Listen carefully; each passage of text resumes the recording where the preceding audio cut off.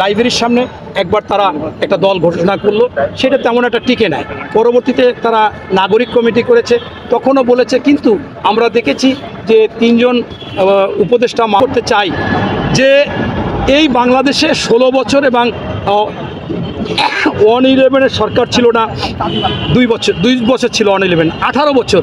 এই 18 বছর একটা বিএনপির নেতা আজকে একটা কথা বলেছেন, সেটা হচ্ছে যে তিনি বলেছেন আমি এতদিন ধরে বিএনপি করি কিন্তু আমি নিজের সংসারই চালাতে পারি না, আর ওরা নাকি 2 দিনের সমন্বয়ক হয়ে 80 লক্ষ টাকার গাড়িতে চড়ে বেড়ায়, এরা এত টাকা পেলো কোথায়? আজকে এটা নিয়ে অনেক কিছুই বলেছেন সেই বিএনপির একটা নেতা। চলুন এখন আমরা বেশি দেরি করব না, বেশি দেরি না করে ভিডিওটি দেখে আসি সেই বিএনপির নেতা সমন্বয়কদের নিয়ে কি বলেন।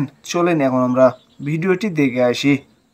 লাইব্রেরির সামনে একবার তারা একটা দল ঘোষণা করলো, সেটা তেমন একটা টিকে নেয়। পরবর্তীতে তারা নাগরিক কমিটি করেছে, তখনও বলেছে, কিন্তু আমরা দেখেছি যে 3 জন উপদেষ্টা মাহফুজ এবং আপনার আসিফ এবং নাহিদ, তারা বলছে যে না, আমরা কোনো রাজনৈতিক দল করব না। পাশাপাশি এই হাসনাত এবং সার্জিত বলেছিল কোনো দল করবে না, কিন্তু জনগণের কৌতূহল ছিল যে আসলে করবে। তা আমরা দেখলাম যে সৎ কথা শুরু থেকেই বলতে পারেনি, এবং আমার মনে হচ্ছে যে ওদের যে ওস্তাদ, ওনাদের যে ওস্তাদ, সেই ওস্তাদ মনে হয় ভালোভাবে প্রশিক্ষণ প্রাপ্ত না, এই জন্য এই বারবার ঘুরিয়ে ফিরিয়ে বলেছে। ওরা প্রথমেই বলতে পারতো যে অবশ্যই এটা রাজনৈতিক দল হতেই পারে, স্বাভাবিক, হ্যাঁ, আমাদের তো রাজনীতি করার অধিকার আছে। তাই আজকে যে কথাগুলো বলতেছে, এই কথাগুলোর প্রেক্ষিতে আমি আপনাকে বলতে চাই যে ওরা বলেছে যে একটা এই ফেসিবাদ বা একটা স্বৈরাচার গেলে আরেকটা স্বৈরাচার, এখানে হয়তো বা আপনারা ধরে নিয়েছেন যে বাংলাদেশে এখন সর্ববৃহৎ দল হচ্ছে বিএনপি, এরপর জামাত, এই জামাত বিএনপি যে কোনো একটা দল আসবে, তাদের কি বলতেছে। এখন আমি আপনাকে প্রশ্ন করতে চাই যে এই বাংলাদেশে 16 বছর এবং 111 সরকার ছিল না, 2 বছর ছিল 111, 18 বছর। এই 18 বছর বিএনপি অনেক কিছুই আন্দোলন সংগ্রাম করেছে, জেল খেটেছে, বাড়িঘর ছাড়া ছিল।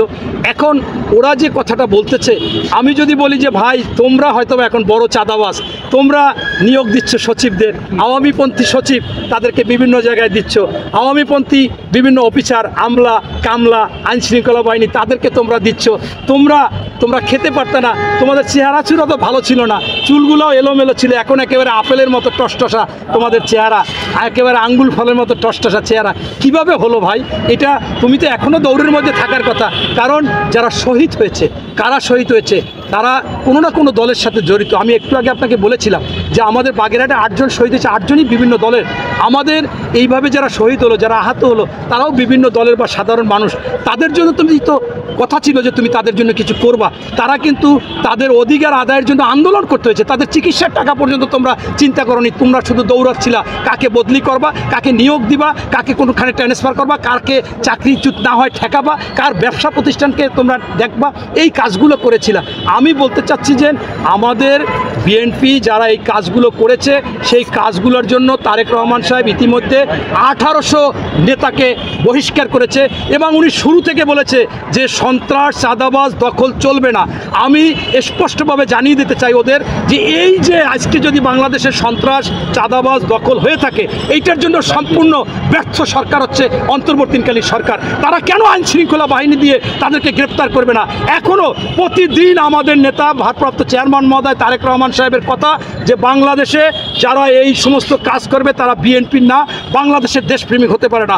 আপনারা যারা 16 বছর 18 বছর এই আপনারা জেল খেটেছেন, পালিয়ে রয়েছেন, তাদেরকে বলবো ওদেরকে ধরে ধরে আইন শৃঙ্খলা বাহিনীর হাতে দেবেন, ওদেরকে দল থেকে বিতাড়িত করবেন, ওরা যেন দলে না থাকতে পারে। আপনার এত কষ্টে আপনি গুম হয়েছেন, আপনার পরিবার গুম হয়েছে, কেউ মারা গেছে, ক্রোচ হয়েছে, জেল খেটেছেন, এত মামলা খেয়েছেন, আপনাদের সেই ভালো একটা পবিত্র জায়গায় ওরা খারাপ করবে, এটা তো সহ্য করা যায় না। আপনারাও সহ্য করবেন না, আমিও সহ্য করব না, আমাদেরকে জানাবেন। তাই এখানে কিন্তু বিএনপি একেবারে স্ট্রংলি ব্যবস্থা নিচ্ছে। তাই আমি মনে করি যে আজকে আমার মনে হচ্ছে যে এই যারা আন্দোলন করেছে, যারা নেতা আজকে বিভিন্ন জায়গায় তারা এগুলো বয়ে বেড়াচ্ছে, এবং বিভিন্ন জায়গায় টিওনো বলেন, এসপি বলেন, ডিসি বলেন, ওসি বলেন, তারা যাই বলতেছে।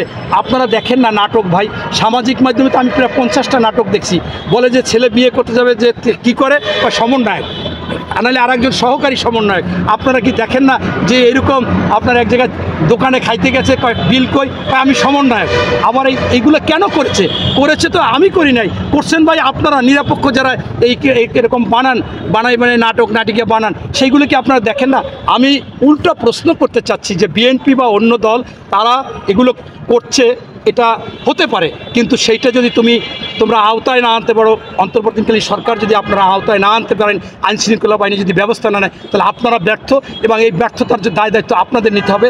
বিএনপি কখনো এটাকে সমর্থন করে না, আমাদের নেতাও সমর্থন করে না, বরঞ্চ আমরা দেখতেছি যে তোমরা স্বল্প সময় আন্দোলন করে তোমার পরিবার ক্ষতিগ্রস্ত বেশি হয়নি, তোমার কেউ আপনজন মারা যায় না, তুমি দলও ছিল না, তাই আজকে তোমরাই বিভিন্ন জায়গায় সুযোগ সুবিধা নিচ্ছ।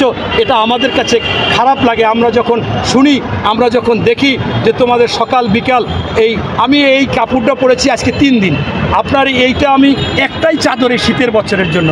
আমি মনে করেন এত কষ্ট করি, ব্যবসা বাণিজ্য করি, হাউজিং ব্যবসা করি, আমি তো ভাই এরকম কোনো সুযোগ সুবিধা পাচ্ছি না, সকাল বিকাল ড্রেস চেঞ্জ করতে পারতেছি না, গাড়ি চেঞ্জ করতে পারতেছি না, আমার ভালো খাওয়া দাওয়া করতে পারতেছি না, ভালো জায়গায় যাইতে পারতেছি না। তাই আমার মনে হচ্ছে যে উল্টোটা, আমি মনে করি যে এই ধরনের আচরণ যারা করবে এবং ইতিমধ্যে করেছে, এদেরকে। আপনাকে আরেকটা প্রশ্ন করি, আপনারা জানেন যে এই অন্তর্বর্তীকালীন সরকার